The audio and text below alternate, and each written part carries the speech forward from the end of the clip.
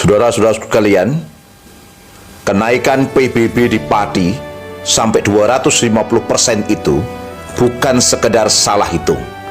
Ini cermin dari masalah besar tata kelola negeri. APBN dan APBD kita dibangun di atas pungutan pajak rakyat, bukan dari kekayaan alam yang melimpah. Ini bukti jelas penerapan sistem kapitalisme yang memeras rakyat lewat pajak. Islam punya solusi yang jelas. Negara membiayai diri dari kekayaan alam milik rakyat, bukan dari membebani rakyat. Yuk kita bahas. Di Pati, Jawa Tengah, ribuan warga turun ke jalan. Penyebabnya, PBB P2, pedesaan dan perkotaan naik sampai 250% untuk sebagian objek. Protes ini berlangsung berhari-hari, sampai DPRD membentuk hak angket, dan bahkan muncul tuntutan pemakzulan Bupati. Bupati akhirnya mencabut kenaikan itu, tapi luka sosialnya sudah terlanjur dalam. Pertanyaannya, kenapa bisa ada kenaikan setinggi itu? Kita harus jujur, kenaikan PBB ini tidak lepas dari pemangkasan dana transfer pusat di APBN 2025.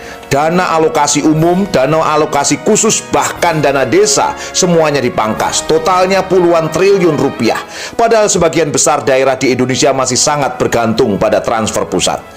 Ketika dana itu berkurang, daerah kelimpungan menutup biaya layanan publik, infrastruktur, dan gaji pegawai. Sumber pendapatan daerah yang paling gampang digenjot apa? Pajak, termasuk PBB P2 yang dibayar langsung oleh rakyat. Tapi masalah ini jauh lebih dalam dari sekedar bupati butuh duit. Sistem keuangan negara kita dibangun dengan pajak sebagai tulang punggung. APBN setiap tahun lebih dari 70% bersumber dari pajak.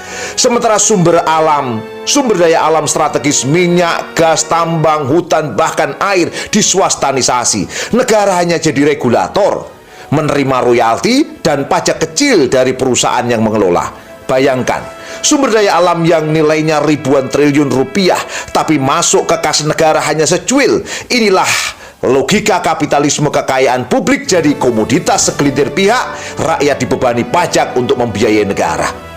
Dalam sistem Islam, pajak bukan sumber utama pendapatan negara.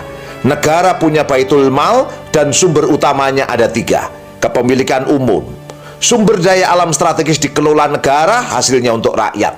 Yang kedua, kepemilikan negara seperti